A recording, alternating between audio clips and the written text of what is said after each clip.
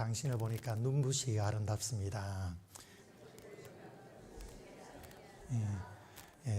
서로 피차 믿지 않는 그런 분위기로 그렇게 인사하죠.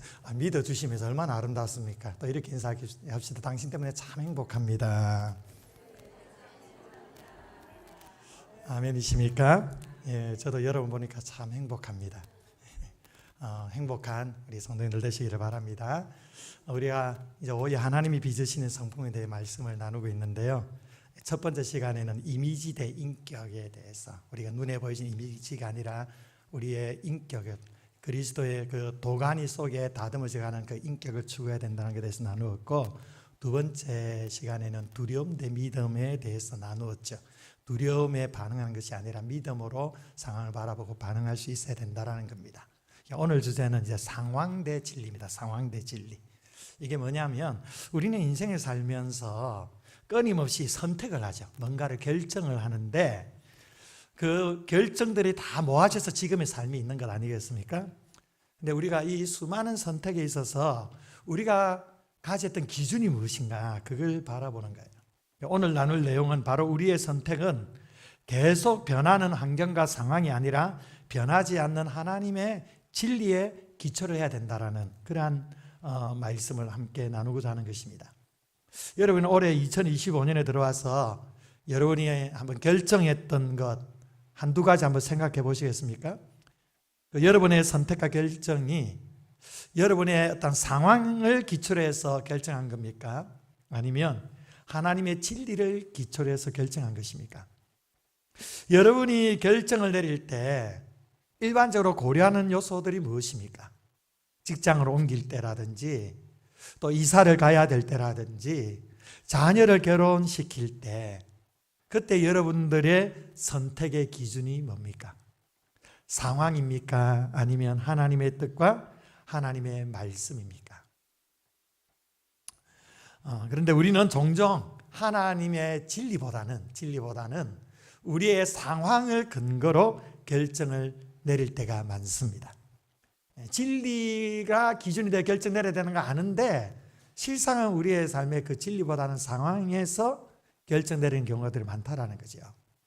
우리가 다시 사울과 다윗의 이야기로 돌아가면, 우리가 잠깐 지난과에서 이제 사울이 결정적으로 하나님에도 버림받은 이유에 대해서 잠시 나누었죠. 사울에게 사무엘이 얘기했던 말씀들이 있었습니다. 네가 하나님의 명령을 지키지 않았다는 거예요.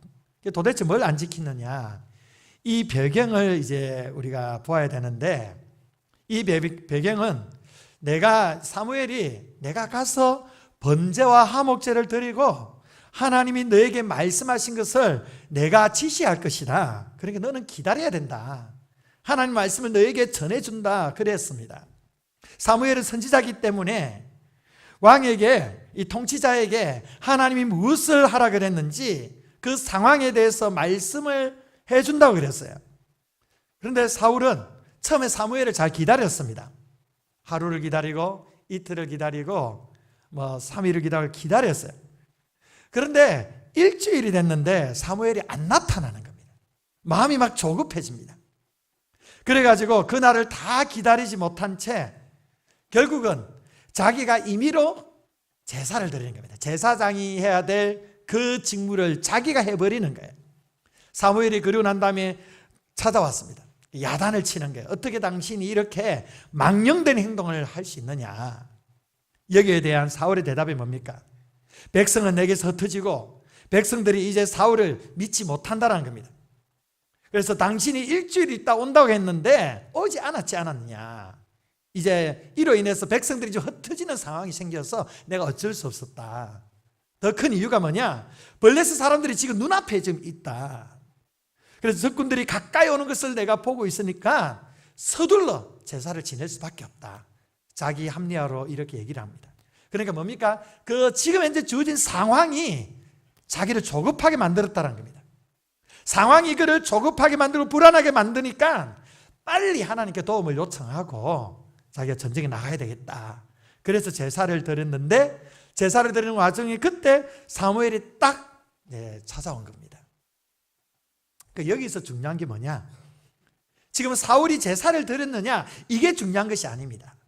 더 중요한 것이 뭐냐면 사울은 지금 상황에 밀려서 하나님의 말씀을 지키지 않았다는 겁니다. 상황에 의해 조급해서 하나님의 뜻을 저버리는 어리석은 행동을 했다는 것입니다. 그래서 하나님은 어리석게 행동한 사울을 통치해서 물러나게 하십니다. 그리고 다윗으로 하여금 그를 대신하여 왕으로 세우십니다. 여러분들 프린트물에 하나하나 적어가시면서 성경을 찾아보면서 그렇게 공부를 하시면 좋을 것 같습니다. 이 일로 인해서 왕위에서 사울이 물러나게 되고 그를 대신해서 다윗을 이제 왕으로 세우게 되는 거죠. 그 다음에 이제 18장으로 가는 겁니다. 우리 18장 12절에서 16절 말씀인데요. 우리 한 목소리로 우리 찾아서 보이시면 저 보시면 되고 안 보이시는 분은 그 성경을 찾아보시면 됩니다. 자, 함께 읽습니다. 시작. 여호와께서 사울을 떠나 다윗과 함께 계심으로 사울이 그를 두려워한지라. 그러므로 사울이 그를 자기 곁에서 떠나게 하고 그를 천부장으로 삼음에 그가 백성 앞에 출입하여 다윗이 그의 모든 일을 지혜롭게 행하니라. 여호와께서 그와 함께 계시니라. 사울은 다윗이 크게 지혜롭게 행함을 보고 그를 두려워하였으나 온 이스라엘과 유다는 다윗을 사랑하였으니 그가 자기들 앞에 출입하기 때문이었더라. 아멘. 자, 이 말씀은 골리앗과의 싸움, 그 전쟁 이후의 이야기입니다. 여기 보니까 여호와께서 사울을 떠나 다윗과 함께 계셨다. 여호와께서 다윗과 함께 계시는데 이걸 보면서 누가 두려워합니까? 사울이 두려워하는 겁니다. 사울이 지금 다윗을 두려워하고 있습니다. 그래서 사울이 그를 자기 곁에서 떠나게 하고 그를 천부장으로 삼고 그가 백성 앞에 출입하게 하고, 그런데 다윗이 그의 모든 일을 지혜롭게 행하는 것입니다. 왜? 여호와께서 함께 하시니까요. 이러한 다윗을 바라보며 사울이 두려워합니다. 더 나아가서 온 이스라엘과 유다가 다윗을 사랑하였습니다. 그래서 자기들 앞에 출입하는 모습을 보면서 다윗을 경이롭게 바라본 것입니다. 지금 사울 이외에 모든 사람들이 다 다윗을 너무 귀하게 보는 겁니다. 존귀하게 보는 겁니다. 그래서 사울이 굉장히 화가 나는 겁니다. 오늘 본문이 나오지는 않지만 그 뒤에 가보면 이제 그 다윗이 이제 그 앞에 내용이죠. 블레셋과의 싸움에서 승리를 거두고 이제 그 카프레이드를 하는 거예요. 우리 일치로 보면 카프레이드를 하는데 그 여성들이 어떻게 찬양합니까? 사울에게는 몇 명? 천천히요. 다윗에게는 만만이로다. 사울에게는 천천히, 다윗은 만만이로다. 이 노래를 사울이 들으면서 기분이 좋았을까요? 나빴을까요? 기분이 굉장히 나쁘죠. 지금 자기 아들 다윗, 요나단도 다윗의 팬인 것 같아요. 다윗을 너무 좋아해요. 다른 이스라엘 사람들이 다 다윗을 좋아해요. 여기까지 그래 좀 견딜 수 있는데 자기를 그렇게 좋아했더니 오빠 부대들이, 이 여성들이 사울 오빠 하면서 그렇게 자기를 반가이 맞이해 줬던 이 여성 팬들이 다윗을 찬양을 하는 겁니다. 다윗은 만만이고 사울은 천천히다. 여기서 완전히 이제 획 가버리는 거죠. 여성 팬이 중요하지 않습니까? 예. 저도 여성 팬 관리를 잘해야 될 것 같은데, 예. 그러니까 막 뒤집어지는 거죠. 굉장히 화가 나는 겁니다. 그래서 그때부터 다윗을 이제 주목하기 시작을 하는 거죠. 여기에서 이제 사울은 다윗을 두려워할 뿐만 아니라 이 두려워하는 마음이 어떤 감정까지 갑니까? 시기하는 자리까지 시기를 했습니다. 그러면서 사울은 다윗을 죽이려는 시도를 반복합니다. 사울이 굉장히 화가 나는 거예요. 불쾌합니다. 그래서 그 불쾌한 감정 가운데 악령이 침투를 합니다. 여러분, 그리스도인들은 감정 관리를 잘 하셔야 됩니다.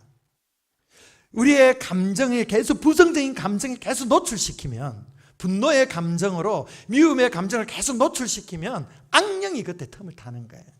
악령이 계속 그런 마음이 굳어져서 또 다른 그런 역기능적인 행동이 나오도록 악령이 역사를 하는 거예요. 사울이 그랬습니다. 그 분노의 감정을 떨치지를 못하는 거예요. 결국 악령이 사울에게 임하면서 어떻게 합니까? 수금을 타는 다윗에게 창을 던집니다. 그것도 2번씩이나 던집니다. 2번씩이나 던지고 한 번은 우발적으로 던질 수도 있는 거죠. 감정이 치우쳐서 딱 던졌다가 내가 잘못했구나, 이러면 안 되지. 이렇게 되면 그게 우발적일 수 있습니다. 근데 2번 던진 게 뭡니까? 의도성이 있다는 거예요. 죽이겠다는 거죠.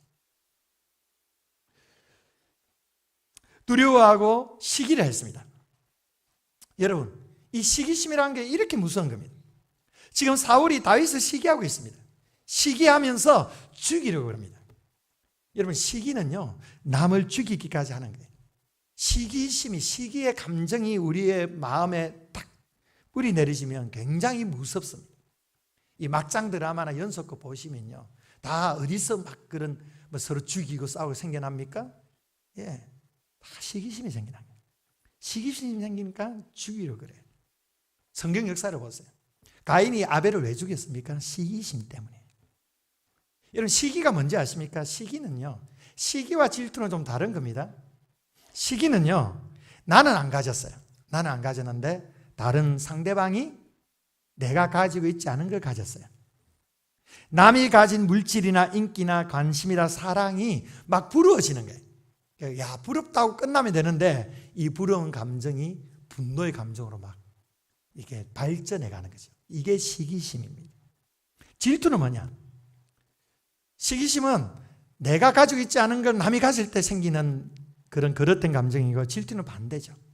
내가 가진 것을 빼앗길까 봐 두려워하는 그 감정이 질투인 겁니다. 사울에게는 이 두 가지 감정이 같이 함께하고 있는 거예요. 지금 사울이 자기가 없는 걸 다윗이 가지고 있어요. 거기다가 심지어 자기를 따랐던 여성 팬들까지 다 뺏겨버렸어요. 질투가 생기는 거죠. 시기와 질투가. 그래서 다윗을 죽이려는 시도를 반복하게 되는데 이게 멈춰지지 않죠. 몇 년 동안 진행됩니까? 약 13년 동안. 10년 이상. 다윗이 17세에 골리앗을 죽였으니까 30세에 왕이었던 거겠죠? 계산해 보면 약 13년, 14년 정도 계속 죽이려. 정사를 돌보지 않아요. 나라를 다스리는데 관심이 없어요. 오로지 다윗을 죽이는데 모든 것을 쏟아내고 있죠. 그런 가운데 반전이 일어납니다. 반전이. 사무엘상 24장 3절에서 4절인데요. 우리 또 함께 읽어보겠습니다. 자, 시작. 길가양의 우리에 이른즉 다윗의 사람들이 이르되 보소서, 여호와께서 당신에게 이르시기를 내가 원수를 내 손에 넘기리니 내 생각에 좋은 대로 그에게 행하려 하시더니 이것이 그날이다 하니. 아멘. 예, 이제 놀라운 반전이 일어나요. 다윗에게 절호의 찬스가 온 거예요. 길가양의 우리에 이른즉 굴이 있는데, 굴이 있었습니다. 아둘람 굴일 수도 있어요. 이 굴이 있는데 지금까지는 다윗이 도망만 다녔는데 이제 기회가 찾아왔습니다. 말씀 보니까 사울이 뒤를 보러 들어갔다. 뒤를 보러 들어갔다라는 것은 뭐 뒤를 돌아봤다는 게 아닙니다. 뒤를 돌아봤다는 건 뭐냐면 뒷간에 간 거예요. 화장실에 간 거예요. 여러분, 이게 굉장히 좀 유머스러운 지금 광경이에요. 지금 이제 그 사울의 정예 부대가 다윗의 눈앞에 왔습니다. 다윗과 그의 부하들은 약간의 죽음의 그 위협 속에 굴에 가만히 숨어 있습니다. 그런데 사울이 쏜살같이 굴 속으로 막 달려오는 거예요. 막 달려오는데 우리를 지금 죽이려고 달려오는 거다 막 보고 있는데 갑자기 자기들을 보지 않고 휙 가다가 바지를 내리고, 이 표현을 어떻게 해야 돼? 설교 시간에 응가를 하는 거예요. 굉장히 우스꽝스러운 상황이에요. 모든 무상 해제가 된 상황입니다. 굉장히 급했던 거죠. 뭘 먹었는지 모르겠는데, 장염이 걸리는지 모르겠는데, 그래서 뒷간에 이제 간 거죠. 그것을 보면서 다윗의 부하들이 말한 게 기회가 왔다는 거예요. 이야, 이제 우리 원수를 죽일 기회가 왔다. 바로 이때다, 이때. 하나님께서 원수를 반드시 넘겨주실 것이라 했는데 바로 이때라. 이날이다, 이날. 이날이다, 이날. 주님 주신 최고의 날이다. 원수를 죽일 수 있는 날이다. 이렇게 다윗의 부하가 다윗에게 막 얘기를 해주는 거예요. 이들이 생각할 때는요, 상황이 완벽했습니다. 완벽했어요. 얼마나 완벽합니까? 지금 적장인 사울이 무장해제하고 지금 뒷간에 가서 볼일을 보고 있는 이 상황만큼 확실한 완벽한 상황이 어디에 있습니까?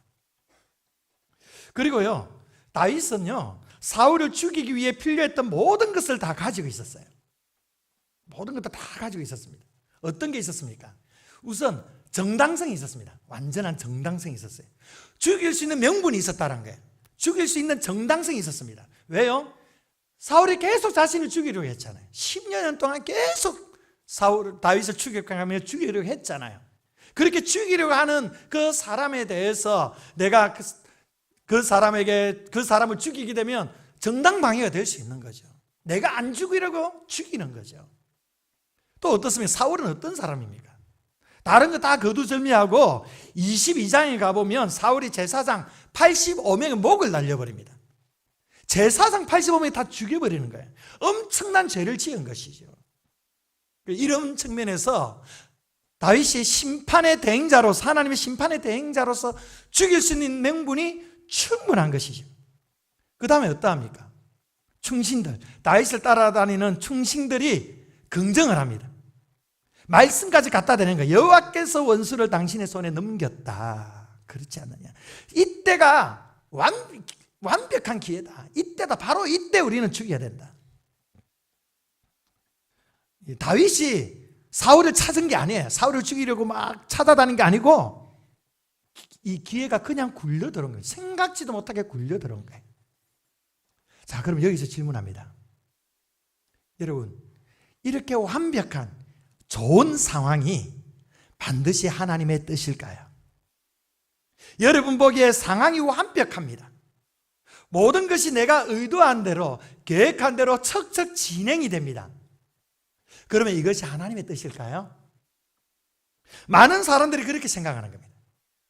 상황이 이렇게 딱 맞아 떨어져 가는 걸 보니까, 딱 맞아 떨어져 가는 걸 보니까 이것은 분명히 하나님의 뜻이야. 하나님의 뜻이야. 이렇게도 많이 생각을 해요. 그런데 여러분, 반드시 그렇지 않다라는 겁니다. 다윗이 뭘 선택했습니까? 그 이후에 보면요, 4장 B절에 보면 다윗이 일어나서 사울의 겉옷자락을 가만히 베니라. 그러한 후에 사울이 옷자락 뱀으로 말미암아 다윗의 마음이 찔려. 다윗이 옷자락을 살짝 베었습니다. 내가 너를 죽일 수도 있었다라는 표시만 하는 거예요. 그런데 그것조차도 마음에 찔립니다. 그 다음에 자기 사람들에게 이르되 내가 손을 들어 여호와의 기름 부음을 받은 내 주를 치는 것은 여호와께서 금하시는 것이니 그는 여호와의 기름 부음 받은 자가 되니라. 결코 이 상황이 아무리 완벽하더라도 내가 그렇게 할 수가 없다. 왜요? 하나님께서 세우신 기름 부어 세우신 왕이지 않느냐. 여러분, 기름 부음을 받는다는 건 뭘 말하는 겁니까? 바로 하나님께 구별되어 세워졌다는 것이죠. 하나님과의 특별한 관계가 이루어졌다는 겁니다.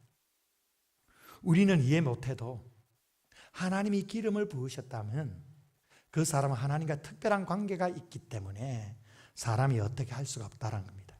아무리 악랄한 사울이라 할지라도 하나님께서 기름 부어 세웠기 때문에 절대 해할 수가 없다.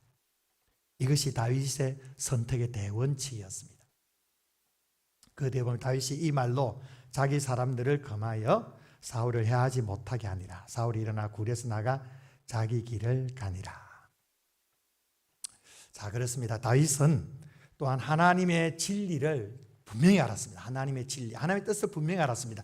여호와의 기름 부음 받은 사람을 대적해서는 안 된다. 하나님이 기름 부어 세우신 종들에 대해서 대적하면 안 된다. 이 분명한 진리를 다윗은 확신하고 있었습니다. 그리고 그는 사울은 하나님이 기름 부어 세우신 자라는 사실을 인식하고 있었죠.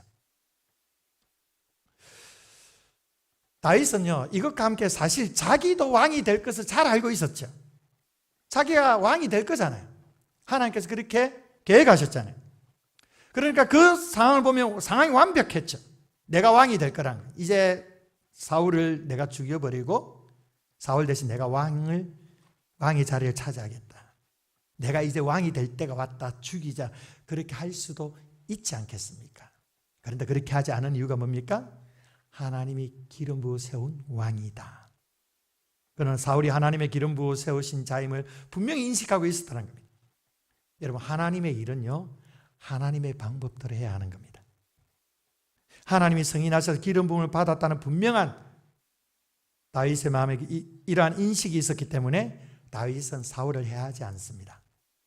그런데 다윗의 부하들은 그걸 잘 모릅니다. 그냥 죽이면 된다고 생각하는 거예요. 그런데 여기에 우리 안에 좀 고민되는 딜레마가 있습니다. 어떤 딜레마? 하나님은 다윗이 왕이 될 것을 약속을 하셨습니다. 그렇다면 왜 그 일이 계속 늦춰지는가? 기회는 찾아오는데 왜 하나님이 늦추시느냐? 하나님이 마련하신 과정은 그 대부분의 경우가 어떠냐면 우리가 예상하는 것과 다르다는 겁니다. 여러분 그렇지 않습니까? 하나님께서 우리 가운데 예비하신 은혜들이 있습니다. 하나님의 계획하신 목적이 있어요. 그런데 대부분의 경우 내가 예상하는 것과 다른 양상으로 나타날 때가 있죠. 여러분 우리는 이 타이밍에 대해서 이 시간, 타이밍, 이 기회에 대해서 많은 생각을 합니다. 지금은 정말 기막힌 타이밍이라는 거죠. 지금 내가 움직일 수 있는 절호의 기회라는 거죠.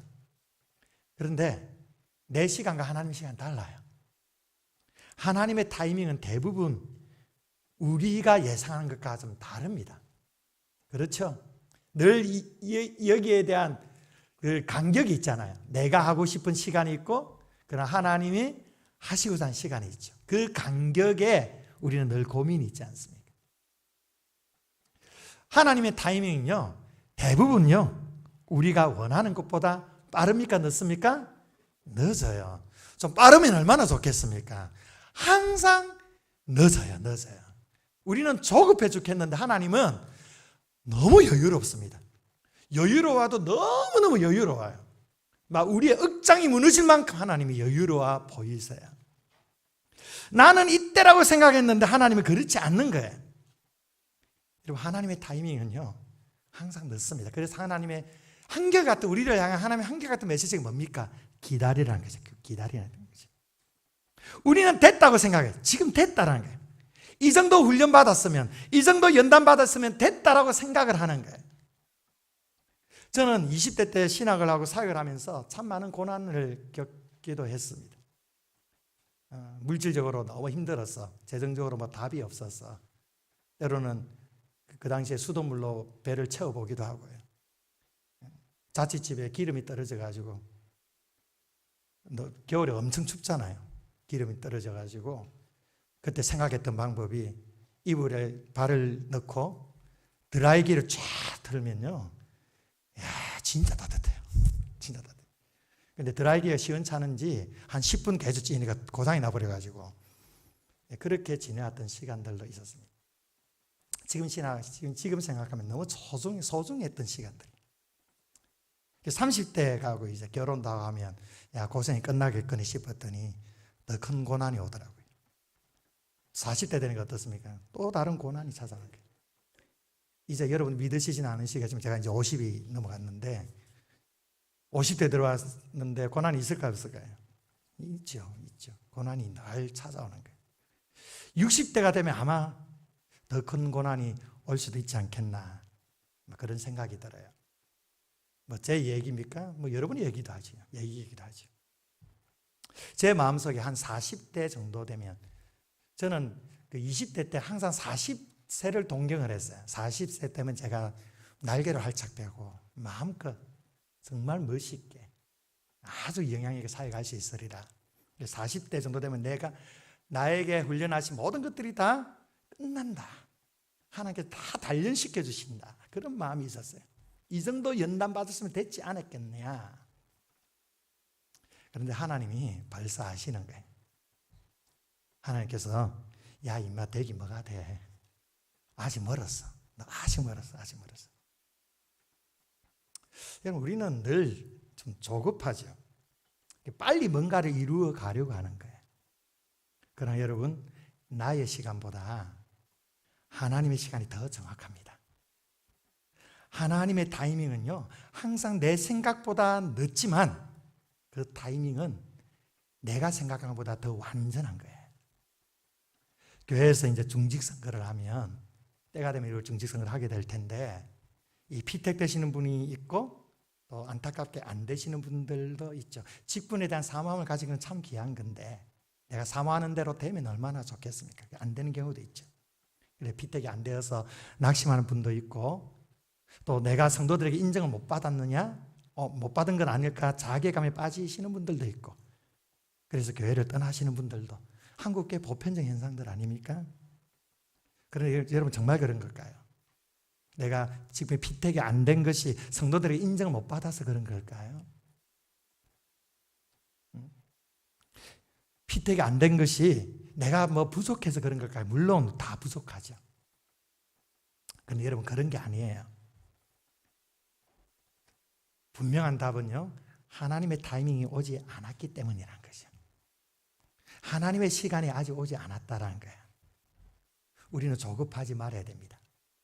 그 하나님의 때를 기다릴 수 있는 지혜가 우리에게 필요한 것입니다.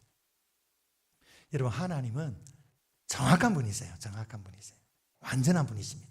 우리는 불완전해요. 우리는 정확하지 못합니다. 실수가 많습니다. 그래서 우리는 하나님의 때를 기다릴 수 있어야 돼요. 하나님의 그 타이밍을 바라볼 수 있어야만 합니다.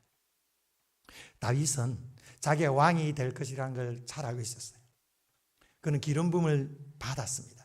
기름 부음 받았으면 바로 왕이 되어야 될 텐데 십수년간 계속 쫓겨다니는 생애를 살았어요. 얼마나 조급했겠어요. 하나님이 거짓말쟁이야. 나를 기름 부어놓고 왕이 된다 해놓고 나에게 계속 고생만 시켜. 차라리 약만 치면 지냈으면 좋았을 것을. 다윗은 그렇지 않았습니다. 하나님의 때를 기다린 거예요. 그 하나님의 타이밍을 그가 신뢰하기 때문에 사울을 죽일 수 있는 기회 속에서도 그는 상황을 선택하지 않고 하나님의 말씀을 선택한 것입니다. 사랑하는 성도 여러분, 하나님의 시간을 기다리시길 바랍니다.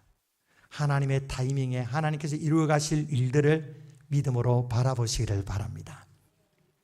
자, 그리고 이제 다윗에게 또 다시 기회가 찾아옵니다. 사무엘상 26장 7절에서 12절 오늘 읽었던 말씀인데 우리 또 읽어보겠습니다. 자, 시작. 다윗과 아비새가 밤에 그 백성에게 나아가 본즉 사울이 진영 가운데 누워 자고 창은 머리 곁 땅에 꽂혀 있고 아브넬과 백성들은 그를 둘러 누웠는지라.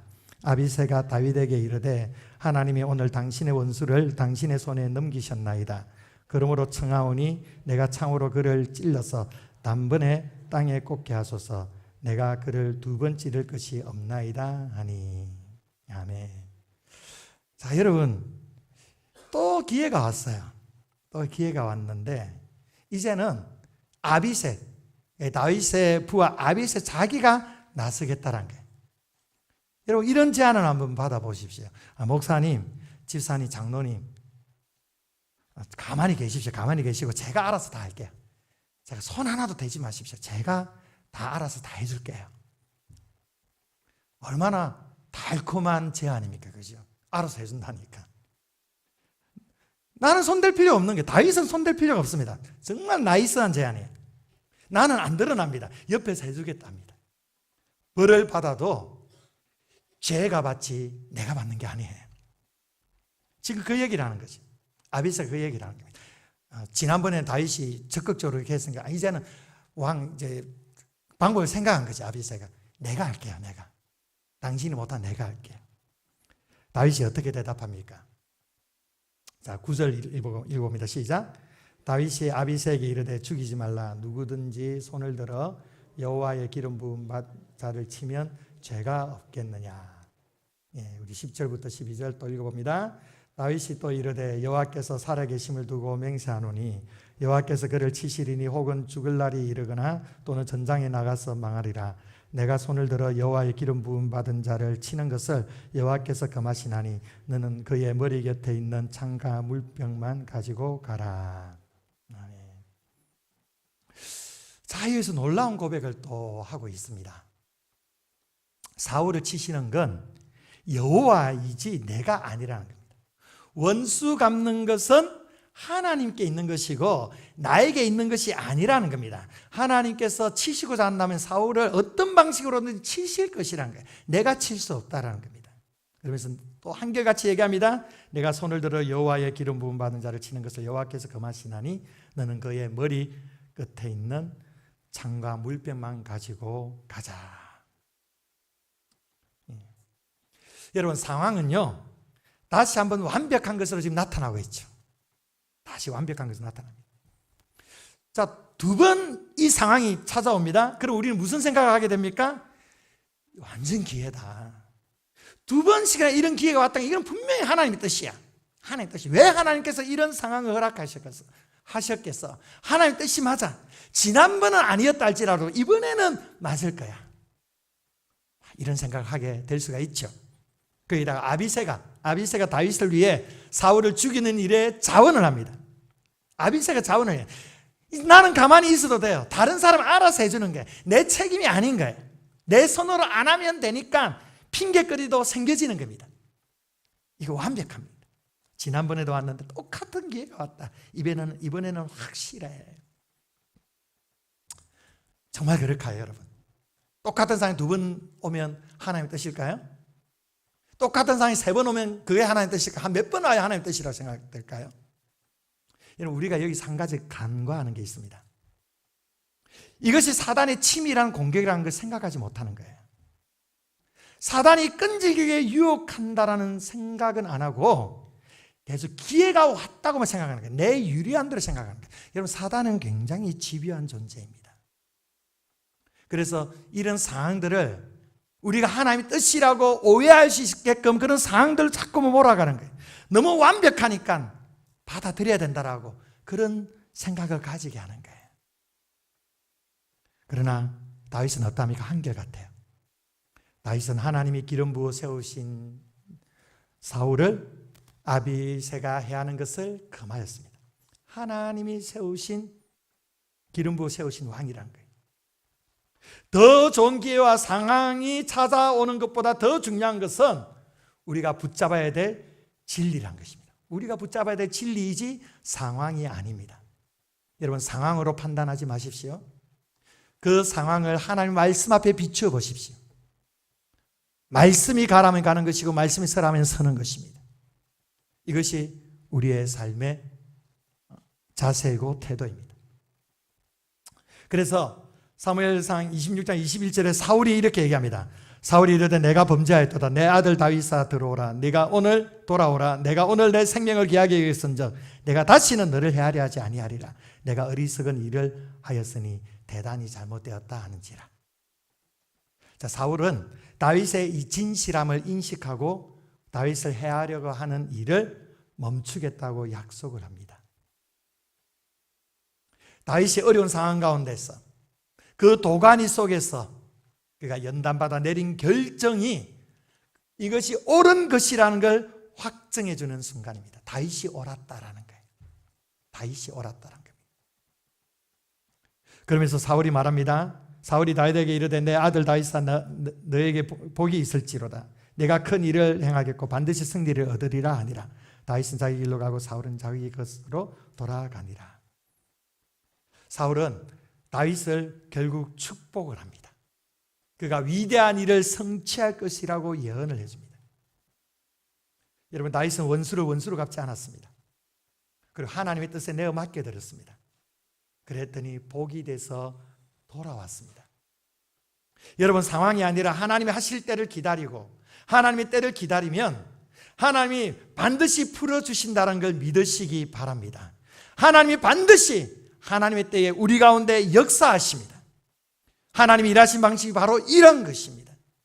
그래서 우리는 그 하나님의 뜻이 이루기까지 기도하며 참고 견디며 기다리는 것이죠. 이제 왕의 즉위식입니다. 이 많은 고난을 거쳐서 드디어 다윗이 왕으로 세워짐을 받았어요. 13년의 그 혹독한 세월을 치른 다음에 왕이 됩니다. 그 과정과 타이밍이 다윗이 생각했던 것보다 달랐습니다. 너무 길었어요. 그러나 하나님께서 가장 완벽한 상황에 다윗을 너무도 멋있는 왕으로 세웠습니다. 다윗이 무슨 생각을 했겠습니까? 어렸을 때 자기를 불러다가 기름 부음을 통해 하나님이 안수했을 때 무슨 생각을 했었겠습니까? 1년, 13년, 14년 도망만 다니고 생명의 위협을 그렇게 받았던 다윗이 이제서야 왕이 됩니다. 나이가 30세 때 왕이 됩니다. 다윗은 결국 기름 부음을 받은 왕이 되었을 때 그의 마음은 결백했고 깨끗했습니다. 하나님은 상황이 아닌 그의 진리를 붙잡는 자들에게 반드시 복을 주신다는 것입니다. 다윗은 깨끗하게 피를 안 묻히고 왕이 되었습니다. 그의 왕위가 유다뿐만 아니라 전 이스라엘의 정당성이 인정되었던 것입니다. 이게 얼마나 중요한 건지 아십니까?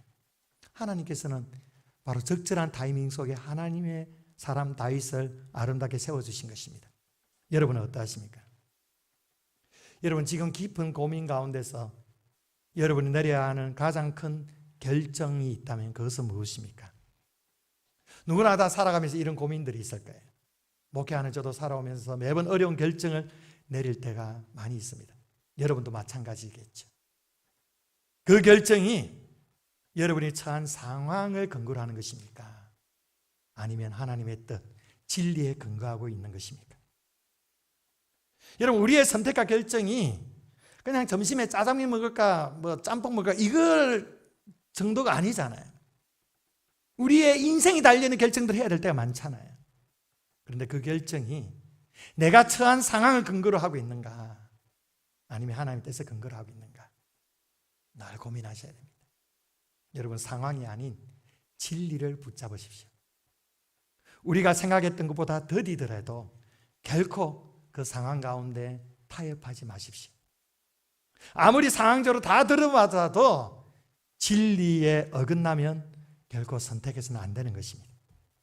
우리는 하나님의 뜻, 하나님의 진리 가운데 결정하고 선택할 때에 조금 더디더라도 거기에 참된 기쁨이 있고 만족이 있는 것입니다. 자, 적용입니다. 여러분 어떠하십니까? 지금 깊은 고민 가운데서 당신 내려야 하는 가장 큰 결정이 무엇입니까? 당신의 결정은 당신이 처한 상황을 근거로 하고 있습니까? 아니면 하나님의 진리에 근거하고 있습니까? 계속해서 여러분이 결정하고 선택해야 될 상황에 이 질문을 하십시오. 내가 지금 결정하는 게 상황인가 진리인가? 그리고 그 진리에 따라 순종하고 결정할 때 하나님께서 하나님의 시간 가운데 여러분들을 아름답게 세워주시리라 믿습니다. 이런 은혜가 여러분 가운데 있기를 주의 이름으로 축원드립니다. 함께 기도하겠습니다. 좋으신 하나님, 오늘 우리에게 말씀하여 주심에 감사드립니다. 우리의 인생에 참 많은 선택과 결정들이 있습니다.